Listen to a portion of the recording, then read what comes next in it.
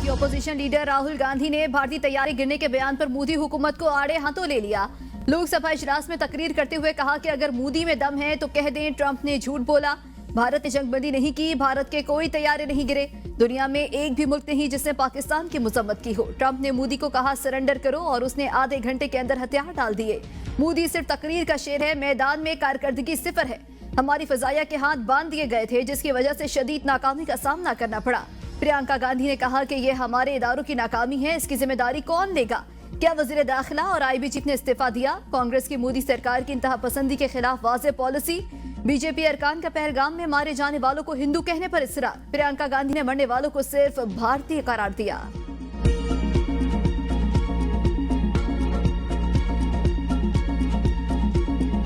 भारत के खिलाफ कामयाबी से जंग जीती, पूरी दुनिया इस कामयाबी की मोतरफ है। वज़ीर आज़म शहबाज शरीफ का तकरीब से खिताब। कहा फील्ड मार्शल की क़यादत में हमने अपने से 2 गुना बड़े दुश्मन का जुर्रत और बहादुरी से मुकाबला किया।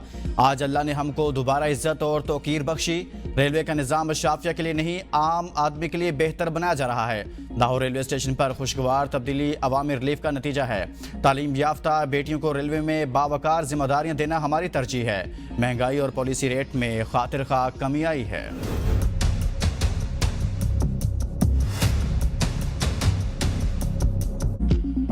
अवाम चीनी ढूंढ रही, सियासतदान इल्जामात में उलझ गए। पब्लिक अकाउंट्स कमेटी ने शुगर मिल्स मालिकान और चीनी बरामद करने वालों के नाम मांग लिए।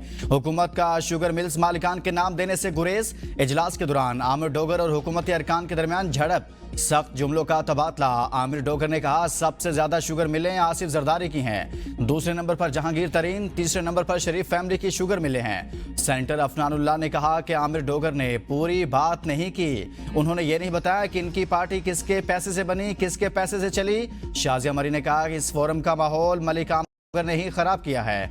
उन्होंने नाम लिए, अब साबित करें। सेनेटर बिलाल मंदोखेल ने कहा कि मलिक आमिर डोगर अपने अल्फाज वापस लें। नाम आने से पहले आपने नाम ले लिए, आप पर्सनल हो गए। जिस पर मलिक आमिर डोगर ने कहा कि मैंने सच बोला, हकायक से सब आगाह हैं। चेयरमैन पीएससी जुनैद अकबर ने कहा शुगर मिल्स मालिकान को बरामदी के लिए सब्सिडी क्यों दी गई? तमाम शुगर मिल्स मालिकान के नाम आए। डीलर्स और शुगर मिल मालिकान में तनाज़ा बरकरार। बाजार में चीनी की सप्लाई बदस्तूर मुअत्तल। चीनी की कीमतों में मसनूई इजाफे और किल्लत पैदा करने वालों के गिर्द घेरा तंग। पंजाब भर में 134 अफराद गिरफ्तार, 8 के खिलाफ मुकदमा दर्ज। 1208 अफराद पर जुर्माने आयद। 1342 दुकानदारों के खिलाफ कार्रवाइयाँ की गई। 3 रोज में 18,695 अफराद के खिलाफ कार्रवाइयों में 991 अफराद गिरफ्तार। 143 के खिलाफ मुकदमा दर्ज किए गए। हफ्ते में 3-3 बार चीनी के रेट बढ़ाए जा रहे हैं, जबकि चीनी दुकानों पर मिलती नहीं है। होलसेल पर एक रेट है, दुकानों पर और रेट है, और जो है ना आए दिन रेट बढ़ते जा रहे। दुकानदार अलग रेट दे रहा है, होलसेलर के अलग रेट हैं। डेली यूज होने वाली चीज है चीनी, वो इतनी ज्यादा महंगी हो गई। 175 ही उन्होंने कहा था कि हम देंगे, लेकिन आपको कहीं से मिल रही है, कहीं से भी नहीं मिल रही।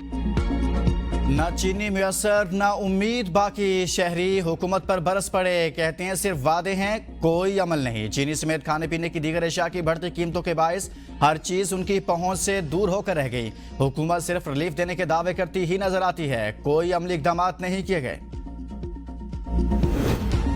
गवर्नर राज लगाना है तो लगा दे, जमहूरी तरीके से किसी की इतनी औकात नहीं हमारी हुकूमत गिरा सके। वज़ीर आला खैबर पख्तूनख्वा अली अमीन गंडापुर की मीडिया से गुफ्तगू। कहा 5 अगस्त को पूरे मुल्क में निकलेंगे। मेरा ओहदा बानी पीटीआई की अमानत है। हम मुल्क में कानून की बालादस्ती चाहते हैं। मेरे खिलाफ बेबुनियाद केस बनाए गए, इन केसेस के जरिए कंट्रोल करने की कोशिश हो रही है। हम किसी से ब्लैकमेल होने वाले नहीं, अदालतों में पेश हो रहे हैं, घबराने वाले नहीं। 5 अगस्त से बानी पीटीआई की रिहाई के लिए तहरीक शुरू कर रहे हैं। हम जब भी एहतजाज की कॉल देते हैं तो ये गिरफ्तारियां शुरू कर देते हैं। वज़ीर आला केपी का 5 अगस्त को सबसे बड़ी रैली निकालने का ऐलान।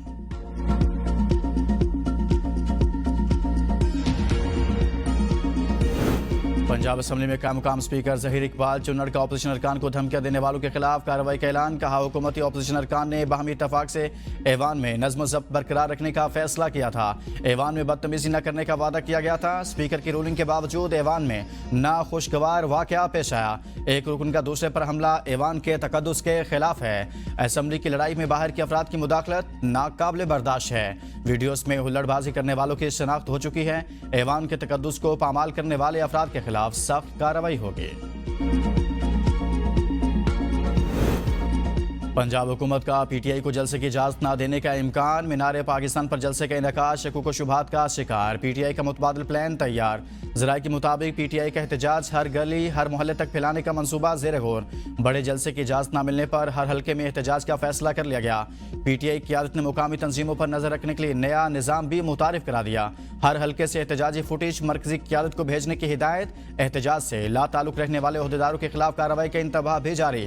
5 अगस्त के बाद बड़े शहरों में भी एहतजाजी तहरीक कॉल मुतवक्के। खदशा पहले से था कि हमारे लोगों को नाअहल किया जाएगा। चेयरमैन पीटीआई बैरिस्टर गौहर की मीडिया से गुफ्तगू। कहा, अदालतें हमें मर्जी का वकील करने का वक्त ही नहीं दे रही। हमारा आईनी हक है, हमारा केस हमारी मर्जी का वकील लड़े। फेयर ट्रायल के तकाजे पूरे नहीं किए जा रहे। इलेक्शन कमीशन को वजाहतें देने की बजाय आइन और कानून को फॉलो करना चाहिए।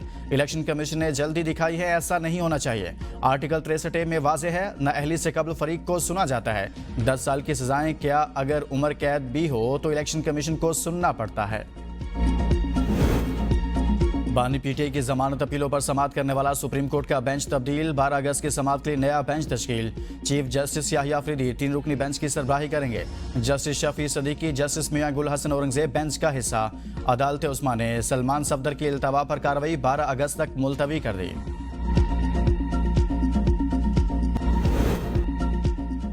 मुल्क हम सबका है, मसले का मुतबादल ढूंढना होगा। सीनियर वजीर सिंध शजील मेमन के असम्बली इजलास में इजहार ख्याल। कहा कि इलेक्ट्रिक समेत दीगर कंपनियां प्रीपेड मीटर इस्तेमाल करें। इज्तमाई सजा देना गैर आइनी है। 18 घंटे लोड शेडिंग हो रही है। 50 डिग्री सेंटीग्रेड की गर्मी में बिजली नहीं होती। नेपरा कह रही है कराची के शहरियों से 50 अरब वसूल किया जाए। बिजली चोरी की शिकायत अपनी नाअहली छुपाने के लिए है। आसिफ जरदारी का पीपल्स पार्टी से कोई ताल्लुक नहीं। पीपल्स पार्टी हाईजैक हो चुकी। जुल्फ़िकार भुट्टो जूनियर की मीडिया से गुफ्तगू। कहा, हम शहीद भुट्टो के नजरिए के वारिस हैं। नौजवान मजदूर और किसान ही तब्दीली के ताकत हैं। हम निज़ाम बदलेंगे। जरदारी पार्टी आवाम के लिए काम नहीं कर रही। सैलाब मुतासिरीन आज भी बेसहारा हैं। पीपल्स पार्टी अक़लियतों की नुमाइंदा होने का दावा करती है, लेकिन सहूलतें ज़ीरो हैं। लाहौर के म्यू अस्पताल में यंग डॉक्टर्स एसोसिएशन के चेयरमैन डॉक्टर शजील को गैर हाजिरी पर शोकाज नोटिस देने पर हंगामा। यंग डॉक्टर्स ने कार्डियोलॉजी वार्ड पर धावा बोल दिया। दिल के मरीजों का इलाज बंद। सीनियर डॉक्टर्स पर भी कार्डियोलॉजी में हड़ताल के लिए दबाव। शोबा कार्डियोलॉजी के सरबराह ने मामला डिसिप्लिनरी कमेटी को भिजवा दिया। कमेटी ने इंक्वायरी शुरू कर दी। Head of cardiology department professor Amir Bandesha का कहना है, जुम्मा के रोज भी यंग डॉक्टर्स ने कार्डियोलॉजी वार्ड पर धावा बोला था। दरवाजे बंद करके अमले को हिरासत किया और धमकियां भी दी थी। हम यंग डॉक्टर्स के दबाव में नहीं आएंगे।